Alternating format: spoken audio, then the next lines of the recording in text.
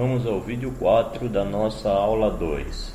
No vídeo 3, a gente parou justamente falando da proposição 6, ou melhor, da propriedade 6. Agora vamos falar da propriedade 7. A propriedade 7 nos diz que, dados os números beta, alfa 1 até alfa n, e dado os vetores de u1 até un, nós podemos escrever o produto de beta vezes essa soma, ou escrever esta soma aqui, e o resultado será o mesmo.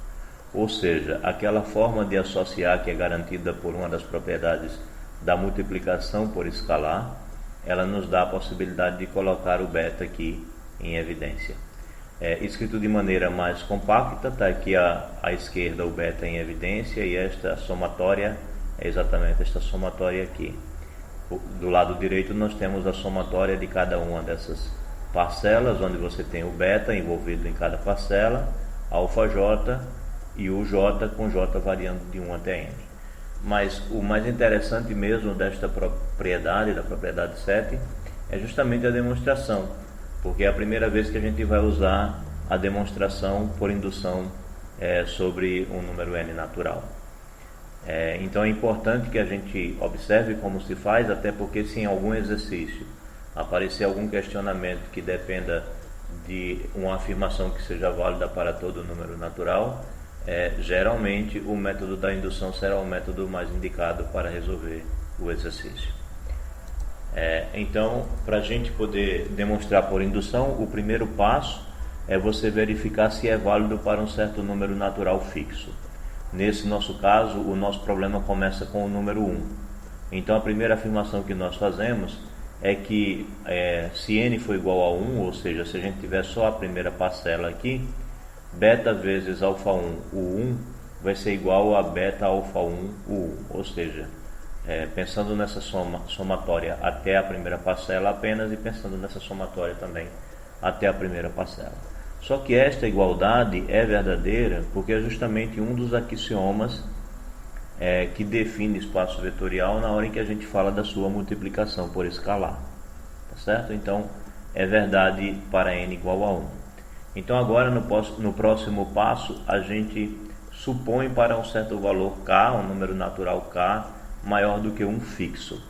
Então, repetindo, se você vai resolver por indução, é sempre assim, tá? Primeiro você verifica para um valor fixo inicial, depois você supõe para um certo valor natural maior do que o valor inicial que você supôs, e aí você vai tentar provar que a igualdade vale para o próximo passo, ou seja, para k mais 1.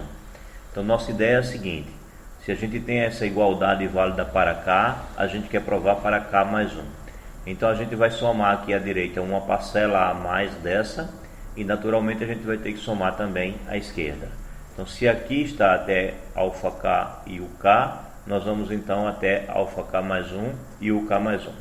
Vamos obter o seguinte: à direita, beta alfa k mais 1, o k mais 1.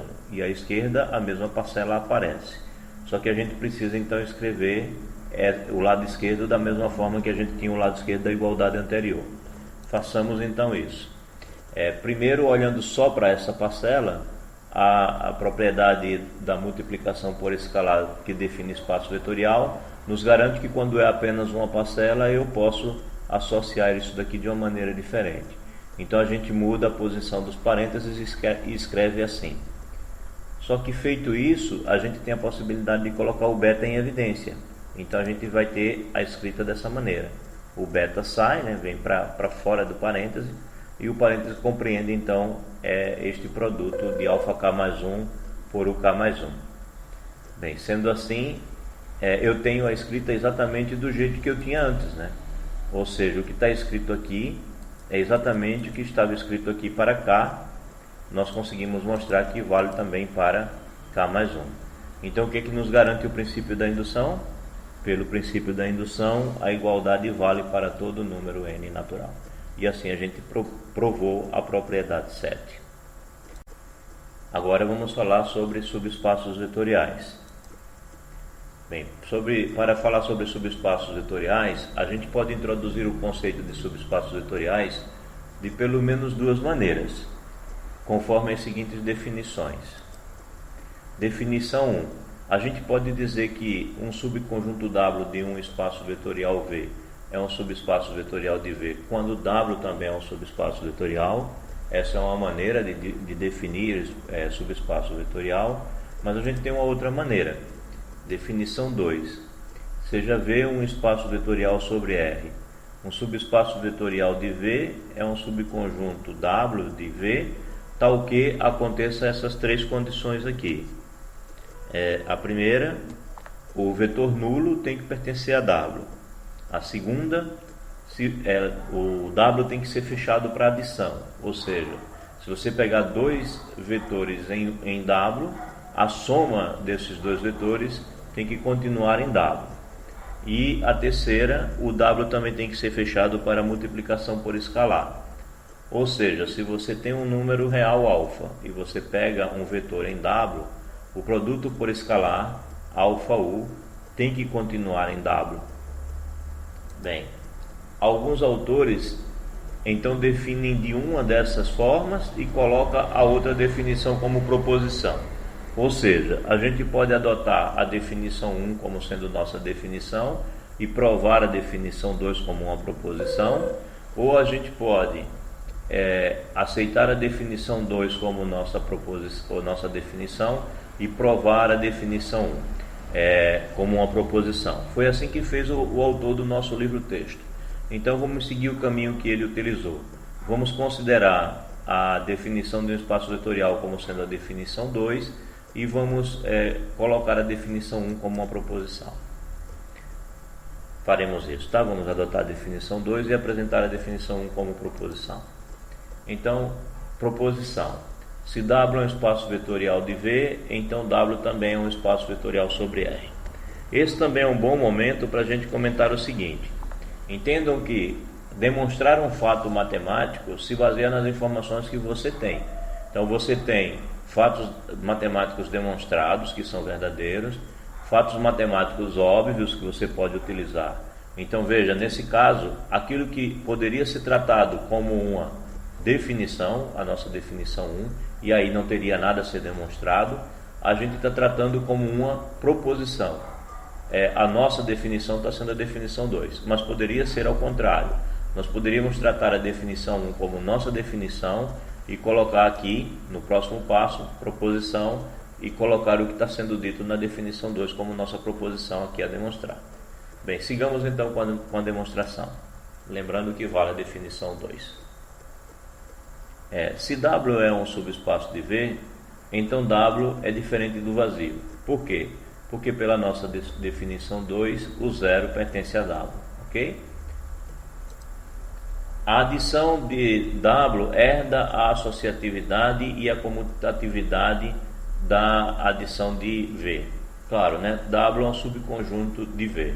Então a maneira que você faz a adição em W é exatamente a mesma maneira que a gente faz a adição em V, tendo em vista que W está contido em V. 0 pertence a W, é o elemento neutro da adição. A nossa definição 2 diz que 0 pertence a W. E 0 é um elemento neutro do espaço vetorial V. E como elemento neutro ele é único. Então não existem dois elementos neutros na operação de adição de V, portanto não há dois elementos neutros na operação de adição de W. Logo, 0 também é o elemento neutro da adição em W. Se você tomar um vetor em W, então como W continuará em W, qualquer que seja R, temos que menos U é exatamente menos 1 vezes U. Ou seja, a nossa definição 2 nos garante que W é fechado para multiplicação por escalar. Então, se isso acontece, eu posso pegar W como sendo menos 1, e aí eu tenho que menos 1 vezes U, que é o menos U, estará contido em W. Portanto, W tem também o elemento oposto para qualquer vetor dado em W. E a multiplicação por escalar de W herda as propriedades da multiplicação por escalar de V. Sim, como subconjunto, as propriedades que valem para a multiplicação de V também valem para a multiplicação em W. Assim, nós resumimos aqui uma demonstração dos 8 axiomas que definem W como sendo um espaço vetorial. Logo, W é um espaço vetorial sobre R. No próximo vídeo a gente fala sobre os exemplos.